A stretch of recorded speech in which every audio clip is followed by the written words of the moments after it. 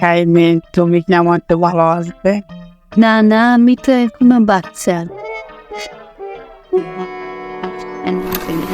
এরকম funny cartoon video অবশ্যই ইউটিউবে, ফেসবুকে অথবা সোশ্যাল মিডিয়ার যে কোনো জায়গায় দেখে থাকবেন। এই কার্টুন ভিডিওতে প্রচুর পরিমাণ ভিউ পাওয়া যায় এবং আর্নিংও হয় বেশ ভালো। তো আপনি চাইলে এই ধরনের কার্টুন মোবাইল দিয়ে নিজে তৈরি করতে পারবেন খুব সহজে। প্রথমে চলে যাব অ্যাডোবি এক্সপ্রেস অ্যানিমেশন ক্যারেক্টার ওয়েবসাইটে।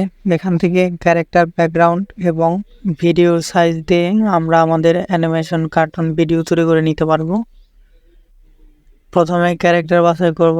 ক্যারেক্টার বাছাইয়ের জন্য আপনি এখান থেকে আপনার পছন্দসই ক্যারেক্টার চুজ করতে পারবেন।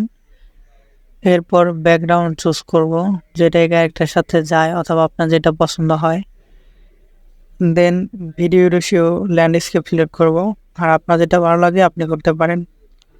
এখন আমাদের ক্যারেক্টারটা একটু ছোট করে নেব, সাইজ করে নেব। ভিডিওর এক পাশে থাকবে আমাদের ক্যারেক্টার, আরেক পাশে আমি আরেকটা ক্যারেক্টার যুক্ত করব। দুইটা ভিডিও আমি এইভাবে এক্সপোর্ট করব। এরপরে ক্যাপকাট থেকে ডুয়াল ভিডিওটা এডিট করে নিব।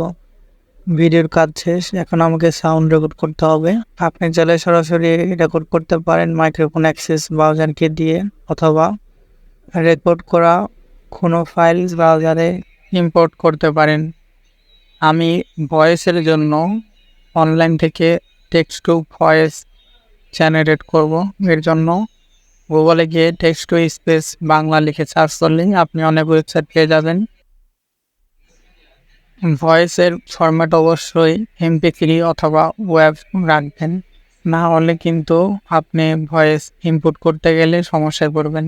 অন্য ফরম্যাট সাপোর্ট করবে না। ভয়েস ইনপুট কিংবা রেকর্ড করার পরে ক্লিপসিং ভিডিওটি তৈরি হয়ে যাবে, আপনি ডাউনলোড করে নেবেন। একইভাবে আমি আরেকটা ভিডিও ক্রিয়েট করে নেব গ্লোবাল ভিডিও তৈরি করার জন্য। এরপর ক্যাপকাটে এসে ভিডিওর দুইটি একসাথে করে এডিট করে নিব, লিপসিং ও ভয়েস মিলিয়ে একটা ব্যাকগ্রাউন্ড মিউজিক এবং ফানি কিছু টোন অ্যাড করে দিব, সাথে কয়েকটি রিয়াকশন স্টিকার দিব। ব্যাস, হয়ে গেল আমাদের ভিডিওটি তৈরি।